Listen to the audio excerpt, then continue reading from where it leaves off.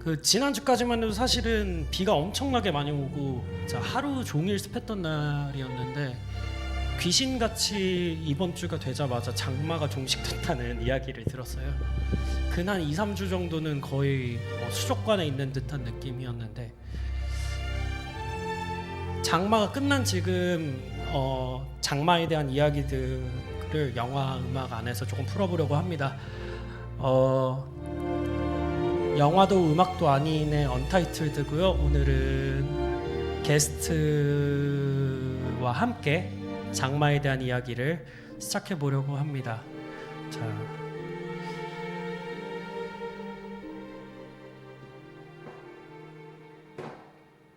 네, 안녕하세요. 저는 영화 음악 라디오를 진행하고 있는 언타이틀드고요. 오늘은 게스트를 모셨습니다. 그 홍준기 형님 자기 소개를. 안녕하세요. 저는 사진 찍고 영상 하고 있는 홍준기라고 합니다. 그 사실 이렇게 둘이 이번에 사실 이번 라디오가 이제 벌써 아직 2회차밖에 안 됐단 말이죠. 근데 이제 2회차밖에 안 됐는데 벌써부터 게스트를 섭외했다는 거는 그 개인으로서의 역량의 한계를 좀 빨리 느낀 게 아닌가. 그 둘이 이렇게 이번에 쇼를 같이 진행하게 된 거는 한 2주 전이었나요? 어떻게 됐죠? 일정이? 한 2주 전에 이제 예전부터 술 한잔 마시자 했었는데 둘 다 이제 영화 좋아하고 해서 근데 어쩌다 보니까 막 충무로에서 만났는데 그때 비도 많이 오고 약간 거의 다 만신창이 될 때까지 마시면서 막 장마 비 얘기하고 영화 얘기하다가 갑자기 이걸 하자고 했다가 그쵸. 저도 그냥 술김에 허락했는데 한 이틀 뒤에 연락 오더라고요. 그래갖고 해야 되는구나 하고 이제 기회가 오면은 덥석 절대 놓치지 않는 법이거든요. 그래서 저도 이제 장마라는 소재가 지금 시기 아니면 하기가 조금 어렵잖아요. 어떻게 보면은 이제 곧 있으면은 너무 더운 여름이니까 지금 사실 이 여름에 걸맞는 영화는 둘이 지난번에도 아까 얘기했지만 그 시드니 루멧의 그 뜨거운 오후 그 영어 제목으로 독데이 애프터눈 개 같은 오후라는 제목의 하이스트 영화가 있는데 그런 날씨기는 하지만 오히려 개인적으로 생각했을 때 그 이렇게까지 지리하게 비가 오고 습한 시절이 얼마 없어요. 전 그 365일 통틀어 보면 그 비를 이렇게까지 오랫동안 감상할 수 있는 시간이 없으니까 이런 시기일수록 조금 장마에 대한 이야기를 좀 영화로 풀어보는 게 어떤가 하는 그런 선택에서 이번 라디오 시작하게 됐고요. 잡설이 너무 길었으니까 첫 노래 듣고 그 영화에 대한 이야기 할 건데 진행 방식은 이럽니다. 호스트 하나, 게스트 하나, 호스트 하나, 게스트 하나 이런 식으로 영화에 대한 이야기랑 선정 이유나 트리비아 이런 것들 또 여러분들한테 추천하는 영화에 대한 내용들 살펴볼 테니까 일단 첫 노래부터 일단 보겠습니다. 첫 노래는 바비 보이즈라는 그 80년대 일본의 밴드의 노래인데 그 댄스 인 더 모시킹인데 이거는 제가 나중에 제가 일본어를 할 줄 몰라요. 그래서 여기 적혀 있는 이 일본어를 제가 못 읽기 때문에 후에 제가 트랙리스트에 꼭 공개를 해도록 하겠습니다. 자, 바비 보이즈의 노래 듣고 오시겠습니다.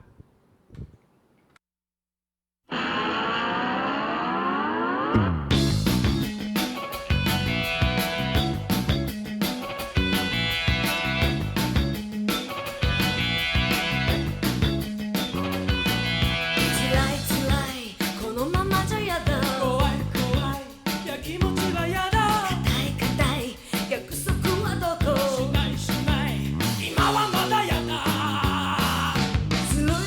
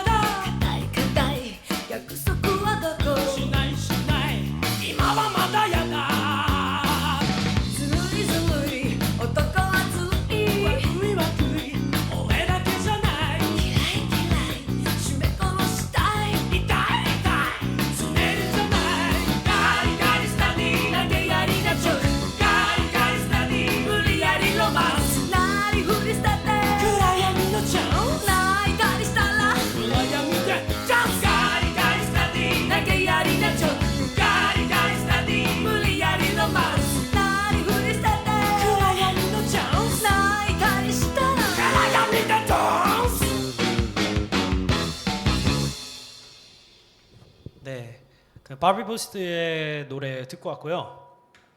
이 노래는 사실 이제 제가 고른 영화인데 그 소마이 신지의 태풍 클럽이라는 영화에 나오는 노래예요. 그 소마이 신지 태풍 클럽이 최근에 안 그래도 개봉을 해서 생각보다 의외로 좀 흥행을 했던 느낌입니다. 아트하우스 영화치고는 15,000명인가 그 정도 들어왔으니까 이게 사실 그 마케팅의 승리 같은 느낌이거든요. 근데 이게 이번에 한국에 처음 개봉한 걸로 그렇죠, 맞아요. 예. 그러다 보니까 약간 그 어떤 느낌이냐면은 이 영화 자체가 그 사실 플롯은 되게 단순하거든요. 고등학교에 있는 애들이 태풍이 막 와요. 그래서 갇혀버렸어 하루 동안. 이것만 들으면 뭔가 좀 약간 그 우리가 아는 티피컬한 그 일본 청춘 영화의 어떤 한 구석을 같이 조금 보는 그런 밝은 영화이구나. 실제로 마케팅도 지금 그렇게 되고 있거든요. 전혀 잘못된 거죠 사실. 예. 서마이 신지 영화 자체가 기본적으로 어떤 파격성을 지니고 있기 때문에 보면은 약간 지금 솔직한 얘기로 서마이 신지 태풍 클럽이 2024년에 만들어져서 개봉했다 그러면 되게 숱한 논란이 나올 만한 영화라고 생각해요. 개인적으로 미성년자들 상대로 영화 감독이 이것까지 보여줘도 돼 하는 장면들이 되게 많은 그런 영화들란 말이에요. 그렇죠? 사실 지금 하면 분명히 엄청나게 때려 맞을 확률이 그쵸, 높은 영화지. 이렇게 보면은 근데 사실 이제 소마이 신지 영화에 대해서 그러니까 소마이 신지 태풍 클럽은 이제 비가 많이 내리는 진짜 비만 내리는 영화라고 봐도 무방한데 어떻게 보면은 그 청춘이라는 것 자체가 제가 개인적으로 생각할 때 청춘은 그냥 무작정 밝고 이런 건 아닌 것 같아요. 솔직하게 그렇지 않아요? 내 생각도 뭔가 청소년기 때 특히 더 옛날에는 뭔가 나만의 시대니까. 야만의 시대 맞아 그 정확한 표현인데 또 이제 그런 인터넷이 막 활발하게 할 수 없던 시기니까 뭔가 그런 자신의 욕구를 푸는 과정이나 이런 게 쉽지가 않으니까 뭔가 이 영화에서도 그 시대를 약간 반영한 것 같아 내 생각에는. 그게 뭔가 기록으로 남아 있지는 않겠지만 그 개개인들이 뭔가에 대한 일탈 이런 것들이 영화에서 등장하지 않나. 어긋나 있죠 그치. 어딘가. 근데 사실 지금도 매한가지라고 생각해요. 네. 개인적으로는 약간 어떤 그 청소년기에 가질 수 있는 가장 큰 욕구는 어른 되고 싶어하는 게 크다고 생각하거든요. 그치. 그렇지 않아요? 저도 어렸을 때 그 왜 애들이 자꾸 중고등학교 때 술 담배 이런 거 하냐면 결국에 사실은 어른들이 하는 거 해보고 싶은 그 욕구가 되게 크잖아요 사실은. 그치 이제 어릴 때는 어른이 되고 싶고 그쵸. 어른이 되면 어려지고 싶은데 그쵸. 나는 되게 그걸 통감하는 나이거든. 그래서 이제 늙고 병들어서 그 어릴 때 건강한 몸 상태로 순수하고 싶다 약간 이런 생각도 있고 뭐 약간 그런 거 있는 것 같아. 실제로 약간 태프클럽도 그렇고 소마이 신지 전반적인 영화 세계를 보면은 약간 그런 인상들이 되게 강해요. 애는 어른 같아 보이고 싶어해요. 근데 또 영화 속에서 비춰지는 어른은 진짜 애 같아. 아니 이게 이딴 게 어떻게 어른 하는 어른들이 나와? 약간 어른 같은 어른은 거의 안 나오는 것 같아. 근데 그게 제가 볼 때는 그래서 되게 뭔가 청소년기를 되게 상징하는 것 같기도 하고 어딘가 성장하지 못한 그런 것 같다는 느낌이 좀 들거든요, 사실은. 근데 그 좀 그 진짜 이거는 근데 지금이라도 좀 볼 수 있으면 사람들이 좀 많이 봤으면 좋겠다 싶은 그런 영화긴 해요. 개인적으로는 도전적이긴 하지만. 근데 지금 아마 이게 6월 말에 개봉해서 조만간 내리는 걸 알아서 볼 거면 좀 빨리 보면 좋고 사실 이거 아마 지금 뭐 OTT에도 안 올라와 있어. 이거는. 그쵸, 그래서 그쵸. 볼 거면 지금 빨리 보는 게 좋지. 그렇죠. 그 다행인 거는 만약에 혹시라도 들으시는 분들 중에 소마이 신지 영화를 좋아하시는 분이 있다면은 제가 이제 듣기로 정보통에 의하면 그 이사라고 93년도 작품이 있거든. 소마이 신지 후반작인데 소마이 신지 후반작도 곧 국내 4K 그 리마스터링이 돼서 좀 개봉이 될 예정이다. 뭐 이런 얘기는 있더라고요. 나도 나오면 봐야겠다. 그거 안 봐가지고. 저도 보고 싶었어서 예전에 한 2년 전인가 3년 전에 소마이 신지 회고전 할 때 한 번 봤는데 저는 좋아합니다. 저는 소마이 신지를 되게 좋아하는 편이라 그래서 기회 되면 좀 봤으면 좋겠고 그 우연찮게 사실 오늘 리스트를 쭉 보면은 그 이 한국과 일본을 벗어나는 영화가 없어요. 잘. 근데 이 의도치 않았는데 둘 다 이제 처음에는 원래 두 개를 하기로 했었잖아. 네, 맞아요. 근데 둘 다 비슷한 시기에 한국 영화, 뭐 비슷한 시기에 일본 영화를 정했고 그 이제 등장한 일본 감독들도 이상한 공통점이 있는데 그쵸. 이거는 뭐 이제 다음 후에 영화를 있다가, 얘기하면은 좀 재밌을 것 같아. 그러다 보니까 뭔가 그런 점에서 다음 영화부터 빨리 좀 소개를 입이 좀 근질거려요. 사실 저 다음 영화를 진짜 좋아하거든요. 그래가지고 다음 영화에 대한 얘기를 조금 음악을 들으면서 이제 조금 해볼 겁니다. 이거를 형님 어떻게 읽죠? 애니멀 매그네티즘 이제 누구 거죠? 이게 게리 아시아. 아시아의 노래인데 네. 네, 오케이. 게리 아시아의 애니멀 매그네티즘 듣고 그러면은 이 영화에 대해서 이야기하도록 하겠습니다.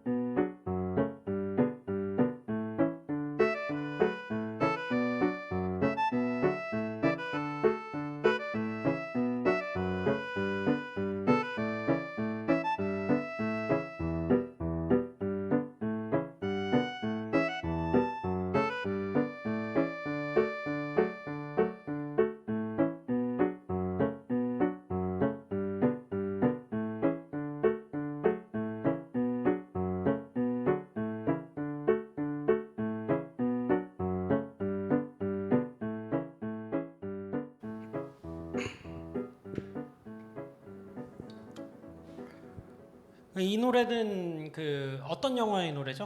이제 구로사와 기요시의 가장 대표작인 큐어라는 영화고, 네, 이 영화는 진짜 난 엄청나다라는 표현이 진짜 맞는 것 같고. 아, 그쵸. 수작 중에 수작이죠. 사실 이제 우리가 이제 술 마시면서 영화를 이제 두 편씩 하자고 했을 때 나는 그냥 아무 고민도 하지 않고 이 영화를 먼저 했잖아. 그쵸. 근데 이 영화가 사실 뭔가 비가 내리는 장면은 존재하지 않아. 그쵸. 비도 안 내려. 심지어 여름도 아니야 보면. 여름도 아니지. 바바리 코트 입고 다니니까. 근데 뭔가 이 영화 나는 장마라는 게 뭔가 꼭 비만이 아니라 그 스산함 혹은 음습함이 존재하는데 이 영화적인 미감 자체가 그거를 완전히 딱 표현하고 있거든. 그리고 이제 이 처음에 이 영화 게리아시아의 애니멀 매그네티즘이 이제 오프닝 씬에 나오는 영화 씬인데 뭐 대충의 가벼운 설명을 하자면 이제 중년 남자가 터널을 지나가는데 물이 흐르고 그 가로등이 이렇게 고장나서 깜빡깜빡 거리면서 있는데 갑자기 노래가 나오면서 그 약간 모텔 같은 데를 들어가 있는데 여자가 나체로 이렇게 누워 있잖아. 네. 그런데 갑자기 남자가 보통 이런 스릴러나 뭐 서스펜스 장르 영화들 보면 되게 그런 살인 장면이 되게 막 파격적으로 보여지는데 그냥 갑자기 건조하죠, 엄청. 되게 롱테이크로 네. 건조하게 그냥 갑자기 쇠파이프로 그냥 머리를 치고 죽여버리거든. 그쵸. 근데 그 장면이 그 음악은 약간 지금 들어보면 되게 귀여운 느낌이잖아. 그쵸. 약간 이것만 들으면 코미디 같아. 약간 그래서 블랙 코미디인가? 약간 이런 생각을 할 수 있는데 이 영화를 보게 되면은 전혀 아니고, 그리고 이 음악도 그냥 마냥 귀여운 노래 같기도 하지만 보면 이 피아노 건반이 미묘하게 음조가 깨져 있거든. 나중에 그러니까 그게 이제 뭐 좀 묘한 기분이 들더라. 약간 뭔가 내가 체면에 들어간다. 이거 너무 스포일러인가? 아니요. 여기까지는 얘기해줘도 뭔가 이게 최면이라는 게 이 영화에 되게 중요한 키워드이기도 한데 그런 느낌을 받았어. 이 영화 3-4번 봤는데 그래서 약간 이 음악, 그러니까 뭔가 그 영화 OST 고를 때 되게 고민을 많이 했는데 이 음악도 그렇지만 그 큐어의 오프닝 씬은 진짜 역대급이라고 생각을 해 나는. 그 장면들이. 그래서 약간 기본적으로 기요시 영화 특히 큐어도 그렇고 항상 느끼는 건데 이 사람이 그 서스펜스를 구축하는 방식이라 그래야 되나? 그 어떤 그런 미스테리함을 구축하는 방식 자체가 되게 리듬이 독특한 사람이구나. 그 보이지 않는데 보이는 것 같고 보이는 것 같은데 보이지 않는 듯한 그런 그 질감을 되게 잘 표현하고. 저는 사실 큐어를 맨 처음에 형한테 이렇게 추천을 들었을 때 처음에 어떤 착각이 있었냐면 이 영화에 축축하게 비가 내리는 씬이 있다고 생각을 했어요. 근데 이거 진짜 옛날에 봤던 사람들은 얘기하면 충분히 그렇게 오해를 할 수 있다고 생각해. 왜냐면 영화가 축축하거든. 엄청 축축해. 엄청 진짜. 축축해. 약간 낙엽 썩은 내라 그래야 되나? 그러니까 그뭔 느낌인지 알죠? 그러니까 되게 비가 내리고 이러는 느낌인데 한 번도 비가 사실은 내리지 않는데 이게 약간 이 얘기는 조금 좀 이렇게 기호실을 더 잘 아는 사람들한테 통용될 얘기긴 하지만 개인적으로 저한테 기호실은 어떤 느낌이냐면 약간 접촉에 대한 감독. 접촉. 그러니까 이렇게 우리가 마주보고 있지만 이게 지금 접촉하고 있는 관계는 아니잖아요. 그럼 접촉은 이렇게 손을 이렇게 마주 잡아야 이게 이거야지. 접촉이잖아요. 예, 이런 게 접촉이잖아요. 근데 기요시가 항상 어떤 공포를 직조하는 방식을 보면은 뭐 최면 아까 얘기했고 전염 혹은 내지는 어떤 절망 상태에서의 뭐 그런 것들 혹은 어떤 나무의 어떤 그런 스산한 뿌리에서 나오는 것 혹은 시대가 갖고 있는 어떤 공기 자체에서 전염이 되는 거지 그게 접촉되는 감염은 아니거든요. 그래서 약간 이거는 조금 과격하게 얘기하면 기요시는 사람과 사람은 절대로 제대로 두 눈을 마주치고 교류할 수 없다라고 이야기한다라는 느낌도 사실 들었어요. 큐어를 보고 나서 그게 좀 불안했다 그래야 되나? 그게 되게 무서웠어요 저한테 사실은. 이 영화 저도 3번 봤거든요. 형님도 3번 보지 않았어요? 3-4번 봤지. 나는 처음에 이제 이 영화를 어렸을 때 봤을 때는 그러니까 우리가 되게 일반적인 영화에 길들여져 있으니까 좀 이게 처음엔 뭐 이제 공포 영화로서 이게 유명하잖아. 그쵸. 근데 사실 공포 영화라고 그냥 일차원적으로 말할 수 없는 영화라고 나는 생각을 해. 되게 다양한 장르가 짬뽕이 돼 있고 오컬트 같기도 하고. 구로사 기요시라는 게 하나의 장르인데, 그러니까 내가 이 쇼 라디오를 하기 위해서 다시 한번 이제 영화를 봤으니까. 마침 또 구로사 기요시도 다시 개봉을 했어. 그쵸. 큐어 자체가 네, 큐어가 이번에 이제 개봉했죠. 아코타 쇼지가 아쿠쇼 소지. 네, 아크쇼 소지. 갑자기 네. 이제 아쿠쇼 이번에 소지. 퍼펙트 데이즈가 그쵸. 개봉하면서 이제 그거를 기리는 걸로 큐어가 다시 재개봉해서 봤는데 이제 그게 그날이 되게 어둑한 느낌이었어. 근데 영화를 이렇게 다 보고 나오는데 마치 내가 최면에 걸린 상태로 나온 것 같은 거야. 신촌에서 영화 봤는데 기분 되게 이상하더라고. 신촌도 약간 터가 미묘해. 그치. 그래갖고 또 그 신촌 메가박스가 거기는 살인 사건 뭐 이런 것도 났다는 그 실제로 그 음기가 좀 가득해서 그렇다 하더라고. 그래서 그 소위 얘기하는 어떤 서브컬처 문화들로 구술 한번 했다라는 그게 농담처럼 이거는 확실한 정보는 아니라서 그냥 저희도 카더라다. 그냥 카더라. 카더라다. 근데 음기가 가득한 공간이죠. 신촌 메가박스는 진짜 왜냐면 거기 아무것도 없고 그 영화관 딸랑 있고 버려진 역사잖아요. 사실상 거의 거기서 봤으면 뭐 말 다 했죠. 그래서 되게 이상했어 그날. 되게 이게 뭐지? 약간 뭔가 내 최면에 진짜 좀 사실 이 영화적인 내용을 말하면서 보면 더 재밌긴 한데 안 보신 분들도 있으니까 할 수는 없지만 꼭 보세요. 꼭 보세요. 꼭 이거는 영화를 좋아하신다면 꼭 봐야 될 영화고 무조건 근데 봐야죠. 단순히 그냥 일차원적인 공포 영화라고 생각하고 보면 아마 재미가 없을 텐데 이거를 한 사람의 심리의 변화와 뭐 약간 인간의 내면에 대한 탐구를 그렇죠. 생각하면서 본다면 진짜 엄청 오싹하면서도 그런 진짜 저는 완벽한 영화 중 하나라고 생각하고 그 다음에 재밌는 점이 제가 이제 아까 현수랑도 시작하기 전에 가볍게 얘기를 했었는데 되게 절제가 돼. 그러니까 오늘 아마 고른 영화들이 한 작품 그 작품도 마찬가지 같은데 전반적으로 감정이 그쵸. 절제가 돼 있으니까 절제되어 뭔가 딱 뿜어내지 않고 이렇게 돼 있는 느낌인데 그런 거를 좀 생각하면서 보시면 되게 재밌게 영화를 보지 않을까 저는 싶어요. 개인적으로 아쿠슈코지를 제가 되게 좋아해요. 약간 아쿠슈코지가 어떤 느낌이냐면 한국에서 송강호랑 안성기를 섞여놓은 느낌이야. 그러니까 이게 무슨 말이냐면 송강호 같이 국민 배우거든요. 그치. 근데 안성기라는 어떤 아이콘은 좀 중후하고 무게감이 있는 그 것과 가벼움이 공존할 수 있는 진짜 저는 사실은 우리나라 배우 중에서는 안성기 배우님만큼 연기 잘하는 사람 없다고. 근데 둘이 아마 동갑이고 네, 생일이 맞아요. 같을 네, 거야. 1월 맞아요. 1일일 거야. 네. 둘 다 약간 그래 둘 다 실제로 친구래. 네. 친하대. 네. 안성기 배우님이랑. 그래서 아쿠쇼코지를 보면은 어떻게 진짜 사실 대단한 배우잖아요. 송강호 배우도 되게 대단한 배우인데 두 대배우를 장점만 합쳐놓으면 그게 아쿠쇼코지 같아. 개인적으로는 그런 느낌이에요. 그러니까 이 사람이 드러낼 수 있는 그 모든 것들이 저는 사실은 뭐 이제 여기에 언급되진 않았지만 아오야마 신지 유레카를 진짜 좋아하거든요. 거기서 아키라 초코지가 진짜 멋있어요. 그러다 보니까 근데 이제 너무 사람 죽이고 뭐 약간 좀 어두운 얘기들이 가득한 소위 얘기는 음기 가득한 영화들을 좀 많이 해서 이번은 제가 조금 고른 그 영화인데 이 노래 한번 듣고 이 조금은 그나마 양기가 있는 그런 영화에 대해서 오늘 유일한 양기의 양기의 영화라고 영화를 생각해요. 조금 들어보도록 하겠습니다. 피터 폴 앤 메리의 곤더 레인보우 듣고 오시겠습니다.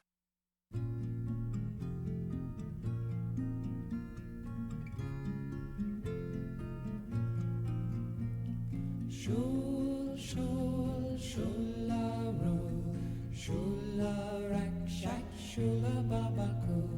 When I saw my Sally Babby Beale come bibble in a bush, I lorry. Shul, shul, shularo, shularak, shak, shulababako. When I saw my Sally Babby Beale come bibble in the bush, I lorry. Here I sit on Buttermilk Hill. Who could blame me, cry my fill? Every tear would turn a mill. Johnny's gone for a soldier. Shul, shul, shularo, shularak, shak, shulababaku. When I saw my Sally Babby Beale come bibble in the bush, I lorry. I sold my flax, I sold my wheel to buy my love a sword of steel, so it in battle he might wield. Johnny's gone for a soldier. Oh my baby, oh my love, gone the rainbow, gone the dove. Your father was my only love. Johnny's gone for a soldier. Shul, shul, shularo, shularak, shak, shulababaku. When I saw my Sally Babby Beale come bibble in the bush, I lorry. Shul, shul, shularo, shularak, shak, shulababaku. When I saw my Sally Babby Beale come bibble in the bush, I lorry. 이거는 사실 진짜 여름에 봐야 되는 영화죠. 이거야말로 저는 개인적으로 이거 무조건 영화.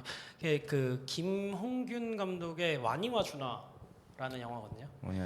와니와 준하 이거는 내가 약간 8월의 크리스마스라든지 이런 류의 그 90년대 멜로, 2000년대 초반 멜로를 그리워하면 이거는 무조건 놓치지 말고 봐야 되는 영화예요. 개인적으로 생각했을 때 진짜 좋아요. 그러니까 나는 개인적으로 사실 그 세기말 혹은 90년대 2000년대 초반까지의 한국 영화를 대표하는 장르는 멜로라 생각을 해. 그쵸. 뭐 접속이니 동감 뭐 이런 것들 나 엄청 좋아했다. 근데 이제 요즘 멜로랑 차별화가 되는 게 뭐 아까 잠깐 얘기했지만 요즘 뭐 멜로나 이런 거 사랑이 너무 절절해. 너 아니면 안 돼. 막 이런 약간의 뭔가 이런 게 있다면 옛날의 멜로들은 뭔가 절제돼 있죠. 좀 뭔가 이렇게 풋풋하고 가슴을 좋아하지만 차마 좋아한다고 사랑한다고 표현을 아마 이 영화에서도 사랑한다는 표현을 쓰지 않을 거야. 거의 내 기억에는 그러거든. 사랑한다는 표현을 뭐 쓰지 않는데. 근데 내가 생각하기엔 와니와 준하가 그 90세기말 감성을 가지고 있는 마지막 멜로 영화지 않을까. 그러니까 정확하게 2000년대 초반에 그치. 나온 영화긴 그치. 한데, 근데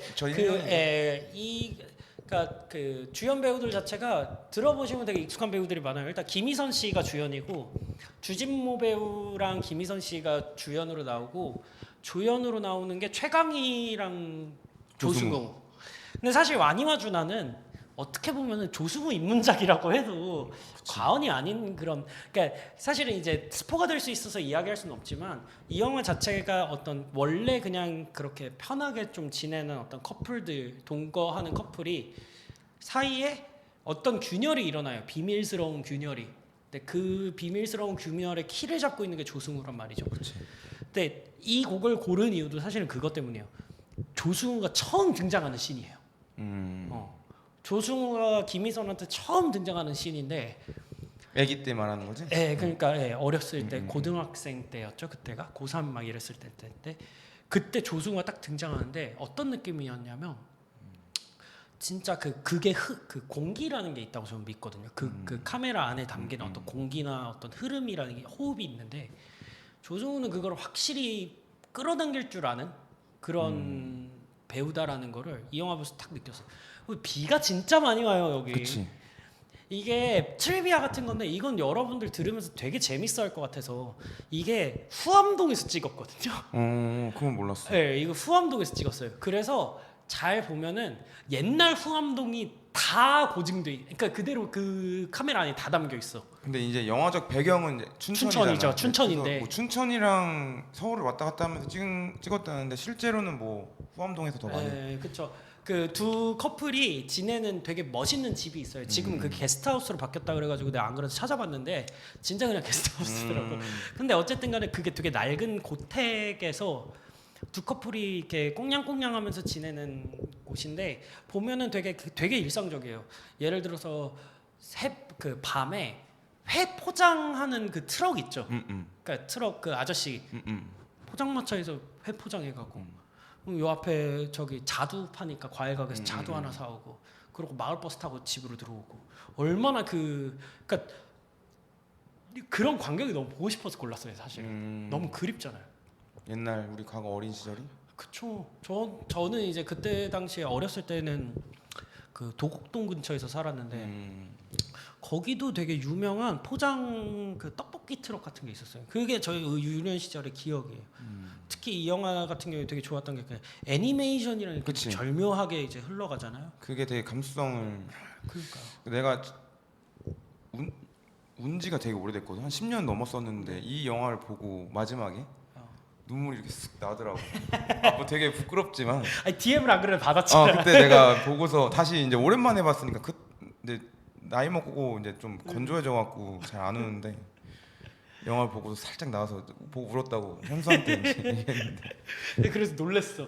이거보다 훨씬 더 울음이 나올 만한 영화들이 많은데, 근데 그거죠. 그러니까 같이 살았던 시대를 공명하는 거고. 그런 것도 있는 것 같아요. 그래서 개인적으로 다른 영화들에 비해서 여기서 나오는 장마는 그렇게 꿉꿉한 느낌이 안 들어. 맞아. 시원함에 더 가까워. 청량함? 그러니까 그 엄청나게 무더운 여름날에 쏴 하고 내리는 거 있죠. 그러니까 이 영화가 좀 수채화 같잖아. 그게 그래. 이제 비가 그 역할을 해주는 것 같아. 맞아. 그 느낌 때문에 이 영화를 좀 더 많이 좋아하게 된 것 같고, 개인적으로는 이 영화 보고 나서, 그리고 이 영화 되게 중간에 보면은 되게 익숙한 인물들 되게 많이 나와요. 뭐 이정은 배우, 이정은 배우가 그 주인공 주진모가 시나리오 작가인데 시나리오 냈을 때 까였잖아요. 그 제작사에서. 옆에 있는 배우잖아. 그 옆에서 나는 이거 로드무비라 좋은데 하던 분이 이정은 배우, 기생충에 맞아. 나왔던. 그 김홍파 배우도 되게 자주 나오고, 그 출판사 사장으로 나오고, 되게 보면은 되게 재밌어요. 되게 그 익숙한 얼굴도 많이 나오고, 그리고 최강희 씨가 너무 전 매력적이라고. 전 김희선 씨보다 최강희 씨가 너무 매력적이던데. 나는 김희선이 너무 예쁘게 나와서. 그리고 아마 이 영화가 김희선 씨가 그 드라마 퀸으로 유명한데 직전이었어요. 그치. 근데 영화로 거의 유일하게 조금 유일하게다기보다 제일 마지막으로 받은 거지. 마지막으로 달짝지근해로 돌아오기 전까지 김희선 커리어에서 가장 이제 마지막으로 좀 뛰어났던 작품도 와니가 준하라고 봐요. 그리고 이제 이 영화 또 재밌는 게 요즘 이제 패션이나 이런 것들이 뭐 2000년대 뭐 2000년 초반 Y2K 그런 걸 하잖아. 네. 근데 김희선 씨가 머리 하고 있는 게 요즘 애들이 다 그냥 하고 다니는 네, 비슷해요. 다 그런 거라 하나도 뭐 촌스럽다는 느낌 전혀 하나도 안 들고 전혀 없죠. 재밌게 봤어. 저는 개인적으로 그래서 이 영화는 특히 연애하는 분들한테 근데 그렇게 추천하기에 또 이 영화가 지향하는 방향이 좀 달라. 그냥 연애를 하고 그것도 아닌데 하여튼간에 감수성이 좀 풍만하고 풍부하게 좀 있고 싶은 죄송합니다. 이게 막걸리를 제가 한 병째 먹고 있으니까 말이 약간 좀 살짝씩 저는데 어쨌든 어떤 그 감정적으로 좀 충만하고 어떤 시대를 그리워하는 노스텔지아를 좀 담고 싶으면은 개인적으로 와니아주나를 한번 보는 것도 나쁘지 않은. 좀 가볍게 좀 순수해지고 싶을 때 보면 되게 좋을 것 같아요. 그렇죠. 이번에는 다른 한국 영화를 할 건데 이거는 하나 저는 이 라디오 쇼에서 이런 레전드 작품을 호명할 줄은 꿈에도 몰랐습니다. 자 일단은 소개 한번 해주시고 틀도록 하겠습니다. 일단은 요시타로의 그 뭐 이제 제목을 말할 수는 없어. 왜냐면 그 영화가 너무 그쵸, 나와서 그럼 바로 그냥 한번 네. 들어보는 걸로. 이와시로 타로의 노래 듣고 영화에 대한 설명하겠습니다. 얘기 하도록 하겠습니다.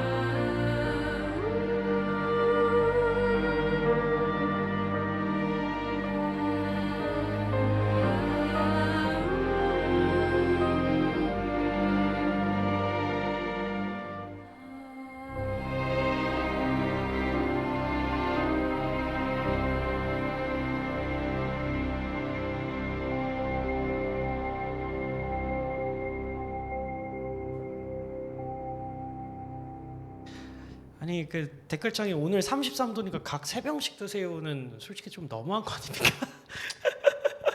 아, 이제 그 저희가 지금 막걸리를 좀 먹고 있어요. 장마잖아. 장마 특집인데 이거 그 막걸리에 파전 안 먹으면은 범죄죠. 그래서 그랬는데 그 범죄라고 이야기하니까 방금 노래는 이제 살인의 추억의 메모리 오브 머더라는 노래인데 모두가 다 아는. 사실 되게 고민을 많이 한 게 이제 영화 OST 한 곡을 정해야 되는데 살인의 추억 OST가 좀 유명한 노래가 너무 많은 너무 거야. 많아요. 뭐 예를 들면은 우울한 편지. 그렇죠. 유재하 우울한 편지. 전 그걸 기대했어 사실은. 근데 그거를 할까도 되게 고민했는데 이제 이 영화의 엔딩 씬에 이 방금 틀었던 노래가 등장했는데 그 나는 아까 구로사와 기요시의 큐어가 오프닝 씬의 레전드라고 생각하면 클로징의 레전드가 이제 살인의 추억이라 생각하는데 그 장면이랑 딱 나오는 노래라 이걸 선택했고 그리고 또 이 살인의 추억에 유명한 노래 중에 Faces라는 노래가 있는데 그게 이제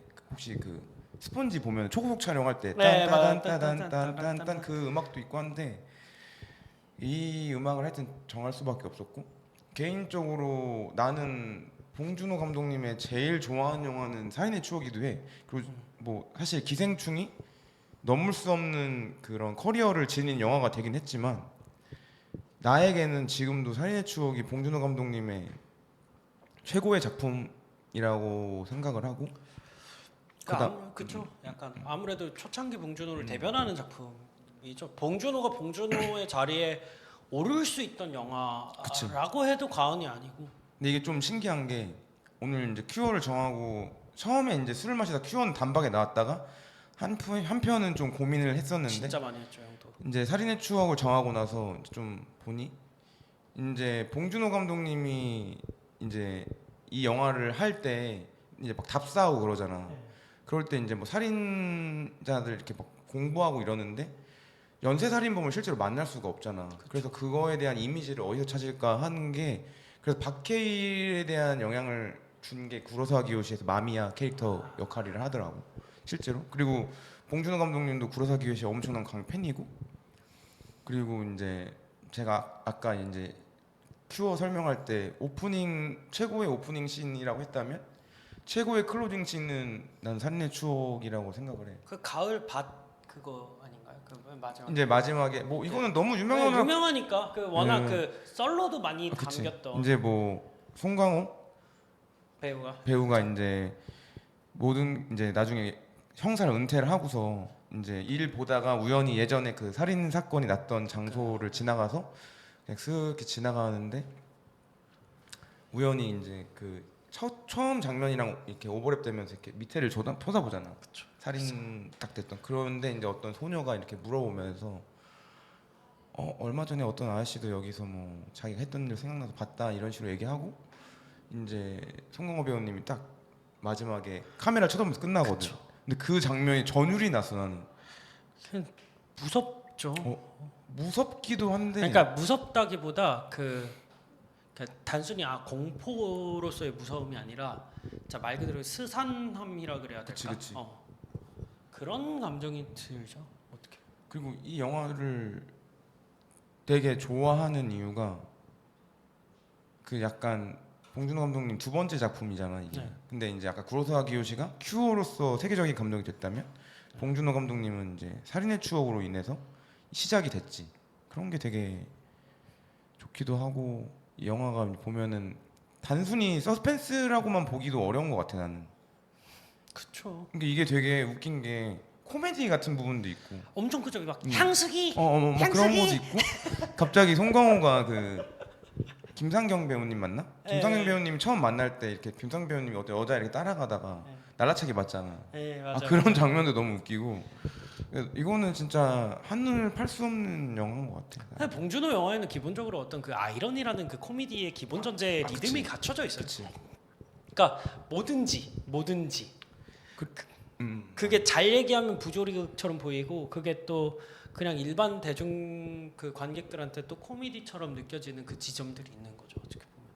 그리고 나는 되게 봉준호 감독님 좋아하는 이유가 되게 한국적인 영화를 찍는다 생각을 하거든.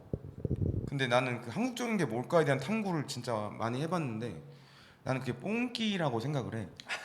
근데 그런 게 묻어 나 항상. 그쵸. 그게 그 뽕끼가 리듬이 뽕끼지 확실히. 나쁘다는 게 아니라 그런 그 시대상을 반영하면서 약간 자칫 촌스러울 수도 있지만 그거를 되게 세련되게 하시는 것 같아. 그 마더 같은 거 같은 기분. 그런 것도 세죠. 그렇고. 마더가 그 마더에서 관광버스 춤추는 그 장면은 저는 사실은 영화 그러니까 제 나중에 안 그래도 이거는 약간 스폰데 언젠가 한번은 춤에 대한 주제로도 이 라디오를 진행할 생각이 있는데 거기에 후보군 안에 들어가 있는 영화 리스트 중 하나예요. 그 영화사에 족적을 남긴 영화 안에서 춤을 다루는 장면이 있는 영화. 좀 재밌네. 되게 뽕스러운데 근데 저는 이게 진짜 저도 격하의 어떤 반응은 아니라고 생각을 하는 게 그러니까 어떤 종류든 시대의 음악에 갖고 있는 어떤 리듬과 그 특성을 영화에서 풀어낸다.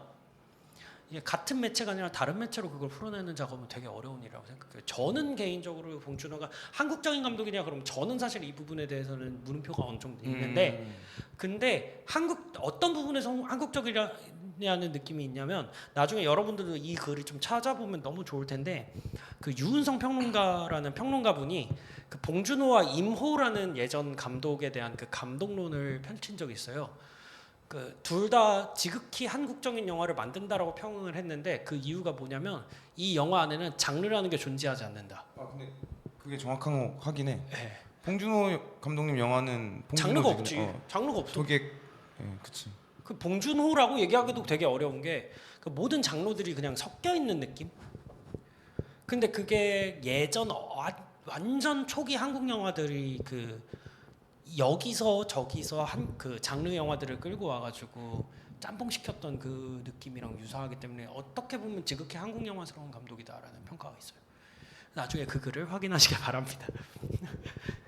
근데 뭐 더 이야기하실 부분이 없으면 뭐 어떻게 이야기 더 하실 거 있나요? 뭐 괜찮습니다. 뭐.